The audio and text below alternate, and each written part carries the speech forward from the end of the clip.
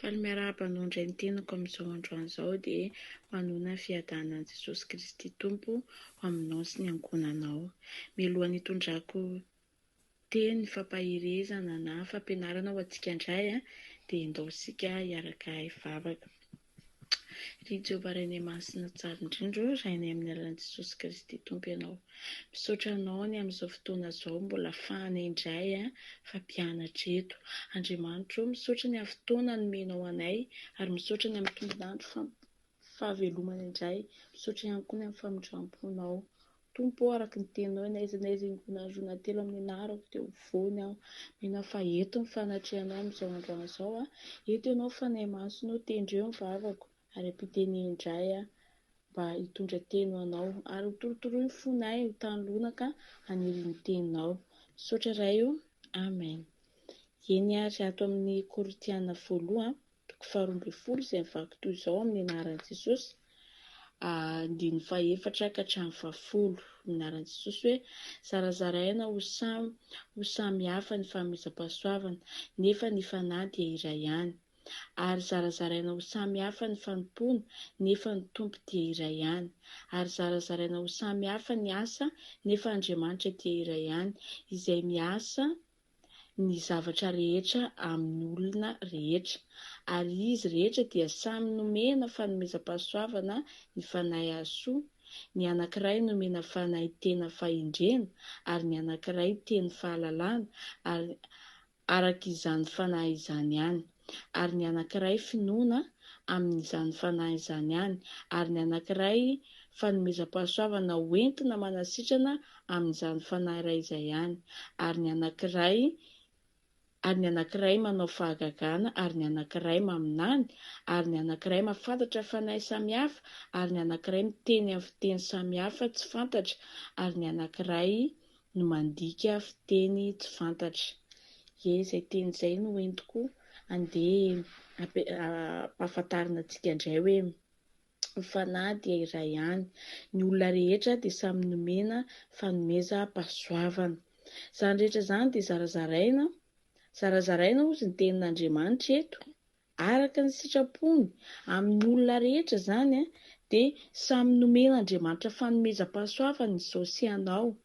Be dia be no zarazaraina ozy ny fanomezam-pahasoavana nefa ny fanahy dia iray ihany. Andriamanitra dia iray ihany.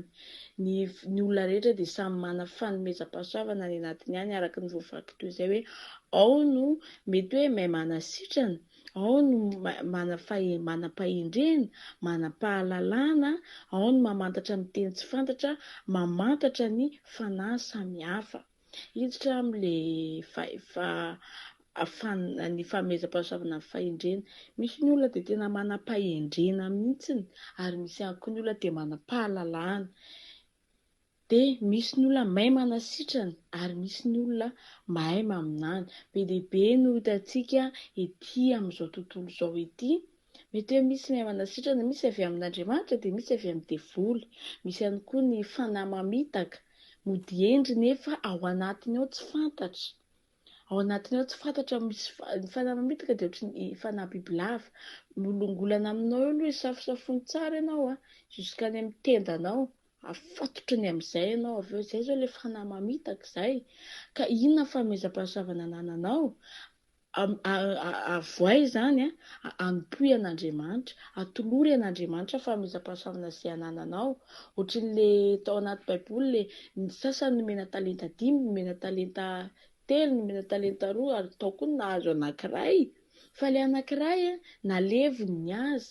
Tsy fantany nefa fa arakaraky ny risoany anaovany zavatra itombony talentany. Lazay fa mbola mila voatsiary indray ilay tompony ozy izy. Ka ho anao, inona ny talenta, inona ny fanomezam-pahasoavana izay ao anatinao? Avoay izany, atolory an'Andriamanitra. Andriamanitra no nametraka an'izany tao anatinao. Mahay mihira be ianao, ihirao an'Andriamanitra ny feonao. Mahay mandihy ianao, mideraha an'Andriamanitra. Mahay mampianatra ianao, ampianaro ny hafa. Be dia be fa araka ny ten'Andriamanitra hoe fanahy dia iray ihany. Tadio izany fa be dia be ny mahay aminany ery pasteur ary nizarazaraina fanomezam-pahasoavana fa tsy natao an'ny olona anankiray.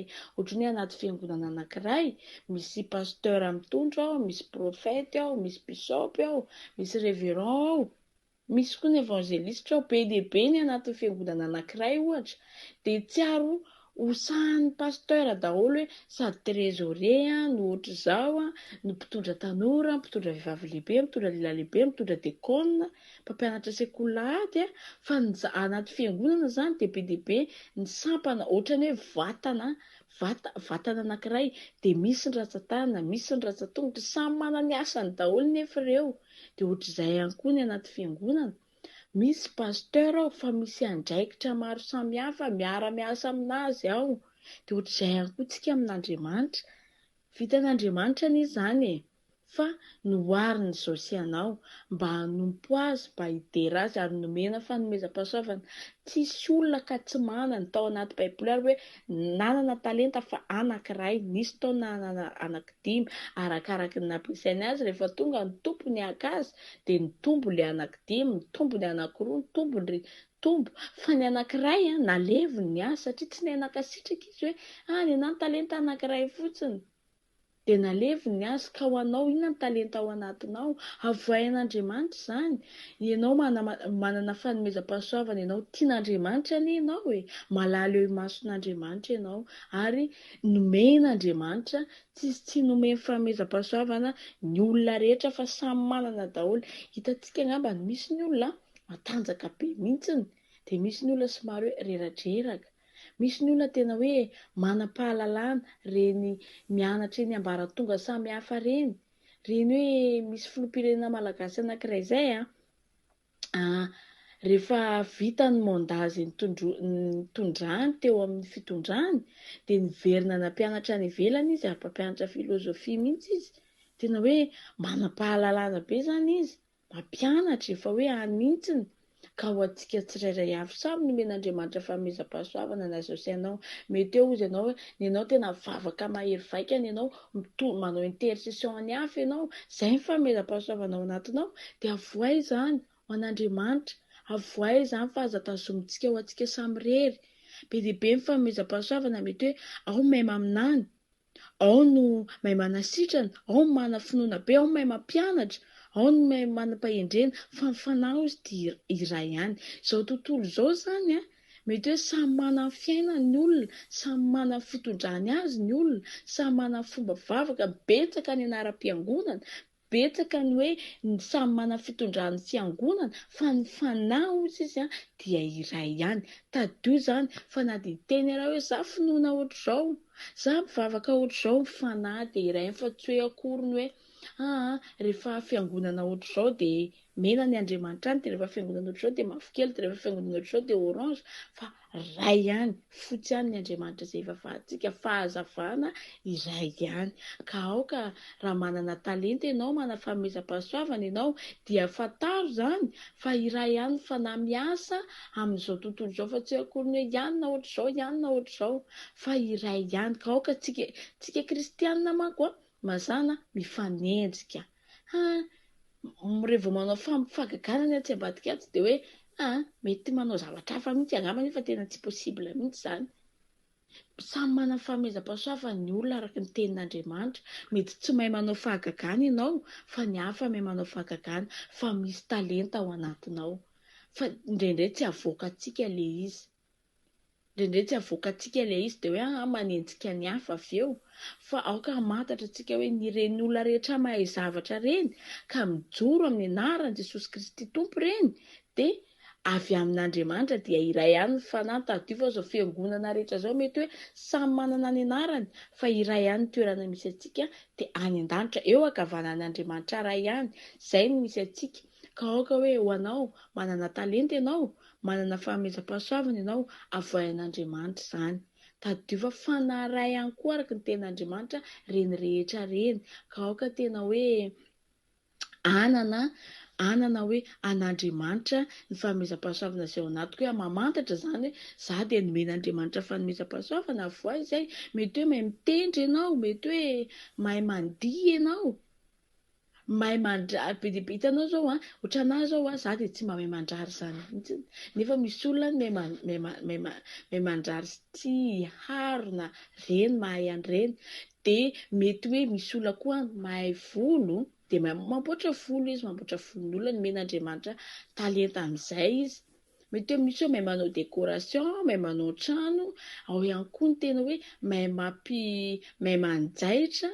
Nefa mety hoe mety tsy mahay manjaitra ianao fa ny hafa mahay. Fa eto dia tia resaka hoe izay zao resaka ara-nofo, izay hoe samy manana ny ankoho spécialité-any ihany koa ny olona.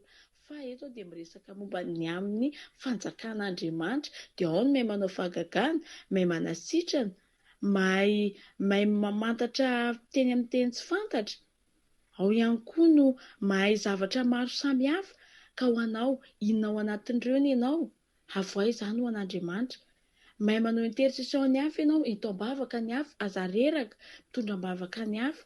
Ao ka tena hoe ao anatsika hoe mitondram-bavaka ho an'ny hafa dia manana finiavana izay, tsy kamokamo, tsy reradreraka. Ao ka tena hoe be dia mandalo ny ety an-tany, ka indraindray mety hoe manana fanomezam-pahasoavana ianao hoe mahay miresaka be dia mivarotra sakabelo amin'ny olona anankiray fotsiny. Nefa namboarin'Andriamanitra ny vava, le fahaizana miresaka iny entina hitoriana teny iny, entina handresena lahatra olona iny mba hivavaka, mba hiverina amin'Andriamanitra. Fa misy entina hampidivana olona. Mety misy eo mety hoe entina hanaratsiana olona. Tsy izay nanaovan'Andriamanitra ny vavako sy vavanao, na hoe fomba fisainantsika tsy izay nanaovan'Andriamanitra azy. Ka ao ka tena hoe aoka izany hoe ny fanomezam-pahasoavana izay ao anatintsika avoaka antsika ho an'Andriamanitra. Avoay ny fanomezam-pahasoavana izay ao anatinao dia tadio fa ray ihany ozy izy ny tenin'Andriamanitra. Mandalo ny ety ambony tany, araka ny voateniko teo aloha, mandalo ny zavatra ety ambony tany. Hitantsika angambany zavatra anankiray tena mijoalajoala, tena hoe tafahorina tsara, rodana ao anatin'ny raim-pimaso izany. Zavatra kely fotsiny. Ataontsika hoe raha manao trano tena hoe manao trano dia esory fotsiny ohatra ny brika 10 ety ambany. Tena hoe miorina io trano io, esory na ny 20, nefa efa milimilina be brika iny etazy, fa tonga dia rodana iny trano iny. Zavatra kely ohatr'izany dia mandrodana anazy. Ka indraindray vao manokatra varavarana kely ho an'ny Satana izao sy ianao, potika daholo ny rehetrarehetra. Vao manokatra tonga dia ravaravan'ny Satana, tena potehan'ny Satana tadio. Nefa vao nijoro ianao an'Andriamanitra dia nijoro koa Satana ho fahavalonao mandrakizay. Ary tsy hamelanao mihitsy Satana, tsy hamelantsika mihitsy Satana. Fa ho antsika manana Andriamanitra mpiady mahery tsika, miaro antsika, mitahy antsika, manome izay zavatra ilaintsika. Ka ao ka tena hoe hifikitra amin'Andriamanitra foana ianao. Fanomezam-pahasoavana ao anatinao dia hosongoson'ny Satana izany. Fa mijoro foana ho an'Andriamanitra. Andriamanitra fanomezam-pahasoavana nomenao entiko hanomponanao, entiko hiderananao, entiko hanao ny asanao. Mety hoe fanomezam-pahasoavana ao anatinao ohatra ny hoe mahay mandresy lahatra olona, reseho lahatra ny olona ny amin'Andriamanitra. Baboy fony ho an'Andriamanitra ohatry ny lehilahy anankiray. Misy ny lehilahy tena mahay miresaka rehefa mikaoty vehivavy izay, fa izay vehivavy tiany eo ampiresahany io dia miaraka aminy daholo. Nefa mihoatra lavitra noho izany amin'Andriamanitra hoe raha itsika mandresy lahatra olona dia resena lahatra ny amin'Andriamanitra izy. Mino aho fa na hery ianao tao anatin'izay ary na fantatra ihany koa ianao hoe manana talenta ianao, manana fanomezam-pahasoavana ne ianao io avoay izany, atoloro an'Andriamanitra izany, mangataka amin'Andriamanitra. Andriamanitra, inona hoe fanomezam-pahasoavana izay nomenao inona ny talenta izay nomenao entiko amponanao izany, averiko aminao izany, entiko hanaovako ny asanao izany, satria fanahy izy dia iray ihany. Izay izany hoe mila mifankatia ny kristianina rehetra, ny mpanaradiana Jesosy Kristy rehetra mila mifankatia, satria ny fanahy izay miasa ao anatinao, ao anatiko, ao anatintsika dia iray ihany. Ka ao ka tena hoe hifankatia, iray saina, ifamela, fa tsy hoe be fo be, ifamela ny kristianina rehetra. Dia indao tsika hiaraka hivavaka amaranantsika an'izao fotoana izao. Ry Jehovah Ray ny Masino, misaotra anao izay ny amin'ny teny izay mifampizarana teto. Mankasitraka Andriamanitra tsara indrindra fa teto ianao niaraka taminay teto ary nampianatra anay ihany koa ianao ny amin'ny fanomezam-pahasoavana, ny amin'ny talenta izay nomenao anay. Mino Andriamanitra fa manomboka androany izahay dia ahay fantatra ny fanomezam-pahasoavana izay ao anatinay ary fantatra ihany koa androany fa fanahy iray ny miasa amin'ny asa fanompoana rehetra. Dia mino Tompo fa ampianatra anay foana ianao isan'andro ahalala Jesosy io. Mankasitraka Andriamanitra mino fa izay rehetra nandre teto dia samy niandray ny anjarany avokoa. Mankasitraka Ray Masina. Aleloia. Amen. Samia rotanin Jesosy indray isika rehetra.